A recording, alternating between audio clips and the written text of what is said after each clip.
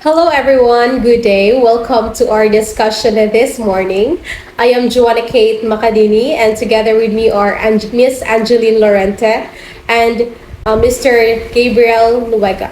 But before we're going to delve to our discussion this morning, let's first play an activity, or let's have a preliminary activity. It is called the Modifier Makeover Challenge. So here are the instructions. First, start with a set of sentences containing dangling modifiers. This could be sentences where the modifier is unclear or incorrectly modifies the wrong part of the sentence. Second, challenge yourself to identify the dangling modifiers in each sentences.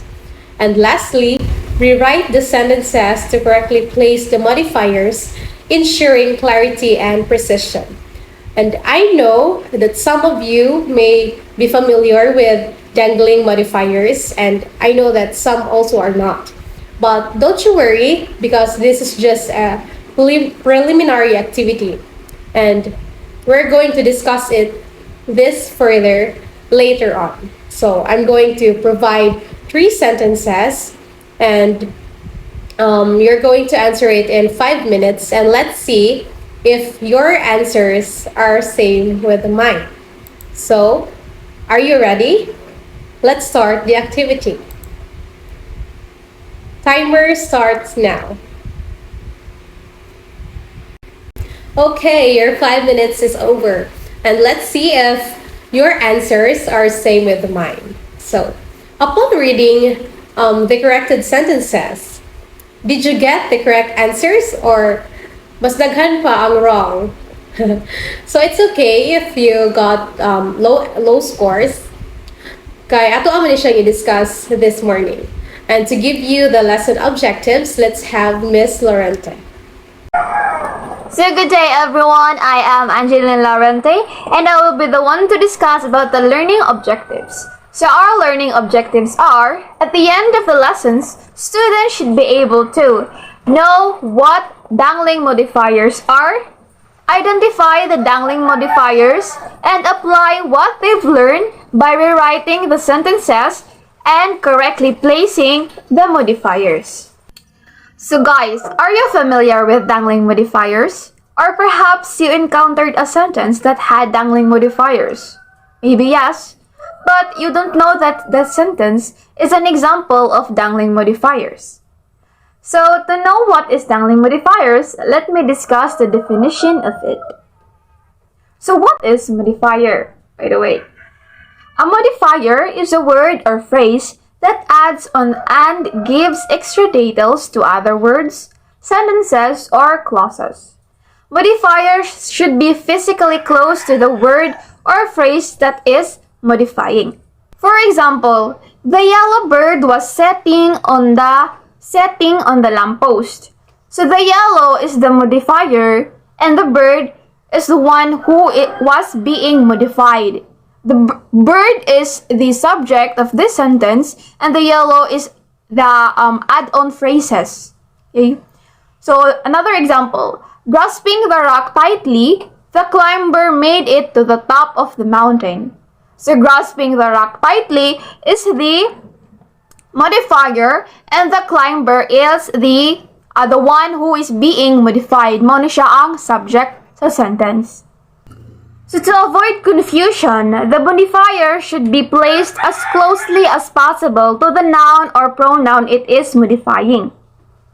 Okay? So let's move on to our main topic, which is the dangling modifiers. So what is dangling modifiers? So dangling modifiers occurs when the intended subject of the modifier is missing from the sentence, and instead another subject appears in its place. So it is created when the word that is being modified is not in the sentence or neglect to include the subject that is being modified. So the dangling modifiers is gikuha or nawala ang subject or the doer that was being modified. So, often, a dangling modifier can occur when a modifier is placed at the beginning of the sentence. Okay? And note, dangling modifiers is frequently occur when passive voice is used. So to understand more about dangling modifiers, Miss Makadine will give an example about it. Thank you, Miss Lorenta. So to continue, it's true, and that according to Miss Angeline Lorente earlier, that dangling modifiers is a word or group of words that doesn't have a subject to modify. Just like earrings, di ba ang earrings kay dangling, and they are hanging. Nga nasad ang mga dangling modifiers, they are hanging. It is because they don't have kada bitong sakto nga makapitan nga subject para ilahang i-modify. Um, to put it simply, there is no doer in the sentence. And note that this sentence may seem correct or complete, but when you take a closer look or inspection, you would see that there is no doer in the sentence. Now, an example for that is this. It says here, stepping onto the field, expressions change suddenly. So, the question is, kakinsang expression ang na-change or kaninong expressions, di ba? So here in our sentence, the problem is, who stepped on the field? Or kinsa may ni step sa field, lagi. And whose moods change? Kanang kinsang expressions nga ni-change suddenly. So here, we can conclude that there is no doer or subject in our sentence. Kaya wa may subject. That is why, ma-consider siya or kaning sentence as a dangling modifier. So what do we do with it? So when we fix a dangling modifier, our first question would be, who is the subject? Or we need to identify the subject. Kinsay galhimo sa action or naunsa or kinsay tagagawa sa action, di ba? And another thing is that we have to remember that we need to add or we need to insert the subject in the sentence, but we have to make sure that it is close to the modifier. Kay kung dili pod closed ang imong subject sa modifier, mahimo siya nga misplaced modifier. Gets? So, if we would fix the sentence earlier, so kaninong expressions man to, nanguta naman kung kay kinsang subject. So, atong gusto nga iparating kay these young soccer players are kanang mga babae. So, what we could do would be, instead of stepping onto the field, expressions change suddenly, we are going to add the girls. Kay girls man atong gusto nga iparating. So, the girls here becomes the subject or the doer. And sila pod ang the girls pod, sila pod ang nag-step sa field. And they are also the owner of the expressions nga mag-change suddenly. So, if we want to put that sequence, we would rearrange it and it would become like this. You have two options. First is the simplest. Stepping onto the field, the girls' expressions change suddenly. As you can see, the phrase stepping onto the field is nakasabit na siya sa the girls. So, which is the subject or the doer of the action. So, dili na siya hanging kay nakasabit naman ang nanamay ni-modify kung kinsa ang ni-step sa field o kinsang expressions ang na-change suddenly. So, dili na siya hanging. Another option would be this. After the girls stepped onto the field, their expressions change suddenly. You would notice that I use their. It is because if we're going to put it like this, like for example, after the girls stepped onto the field, the girls' expressions change suddenly. Well, it's correct, but you can change the girls to there to avoid redundancy. Or para bitaw, to put it in a way nga mas clear or mas sakto siya sa ato ang sentence. So, our task simply to to correct bitaw a sentence with dangling modifiers is first ra jud to find the subject. And if makakita na tawag ka ng subject or maka-identify na tawag kisa atong gusto nga himo nga subject, we would insert it in the right place in a sentence. So, to give you broader or para mas makasabot ba jud mo, other examples would be discussed by Mr. Luega. Thank you. Good day, everyone. My name is Gabriel Luega, and to further explain what dangling modifiers is, I will provide examples and explain it to you how our dangle modifiers are identified and corrected. So, you see here the first example. This is a participle phrases as dangling modifier. So many dangling modifiers appear at the beginning of the sentence. So here, let's see here. The first one is hoping to garner favor. My parents were unimpressed with the gift.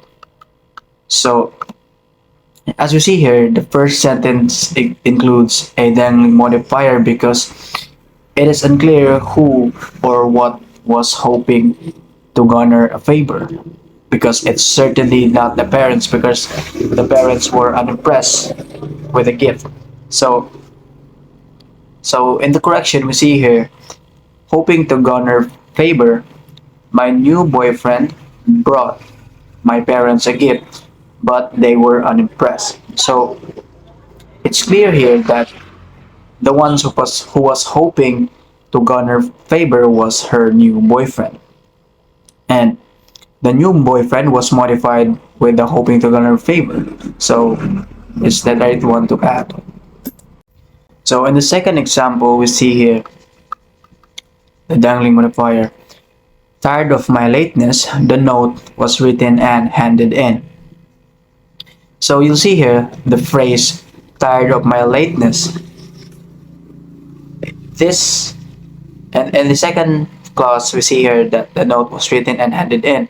So who was the one who was tired of the lateness? So nothing was modified was the of the first clause, tired of my lateness. So if we see here in the correction, we see tired of my lateness, my teacher demanded to see an excuse note. So in the correction we see here that the ones who was modified was the teacher, who was tired of his lateness and demanded to see a note. So yes. And then in the third example, we see here that it is different because it is a prepositional phrase as dangling modifiers. So prepositional phrase is also an effective way to vary your sentence style because they can modify nouns or they can function as adverb phrase to modify a verb. So you see here, first example. After reading the great new book, the movie based on it is sure to be exciting. So we are left exactly who read the great new book. So the phrase can be possibly modifying the movie because the movie cannot read. So we see here in the correction, after reading the great new book, Anna thought the movie based on it was sure to be exciting. So adding a subject Anna allows the reader to know who has read the book. So Anna is the one being modified after reading the great new book, which is a prepositional phrase and used as a dangling modifier. So a modifier, because a dangling modifier is dangling, which means hanging or hanging na sila what I modify dangling. So another example here, this is another one. So this uses adjective phrases. So adjective phrases can become dangling modifiers when they don't have anything to modify. So in the first example we see here, heartbroken, the amusement park had to close for repairs. So Unless your story is about an amusement park that is self-aware, you need a subject to be heartbroken, because amusement park cannot be heartbroken because it does not have any feelings because it's not a human or anything. So adding a subject that has feelings will suffice this sentence. So in the correction, we will see here, heartbroken. The children learned that the amusement park had to close for repairs. So the children is being modified that they are heartbroken because the amusement park had to be closed for repairs. So adding the children into the sentence clarifies what you're trying to say. So the last example, number 5. So wonderfully talented, we were impressed by the plants. So this is the Dangling modifiers clearly, because we see here the modifier wonderfully talented, and in the next clause we see here that it does not have a subject who is wonderfully talented, because well, we can see here that we is a subject also, but they were impressed by his plans. So it has not been modified that they are wonderfully talented. So we see here in the correction, wonderfully talented, the architect impressed us with his plans, or other, the singer has impressed us with her voice, the dancer impressed us with her oops.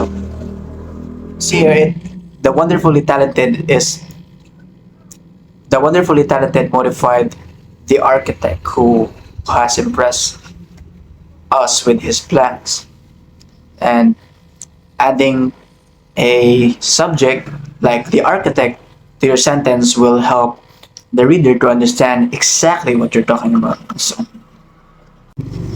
So if you're confused on how to identify a dangling modifier, so see here, dangling modifiers usually appear at the beginning of a sentence, but actually there are cases that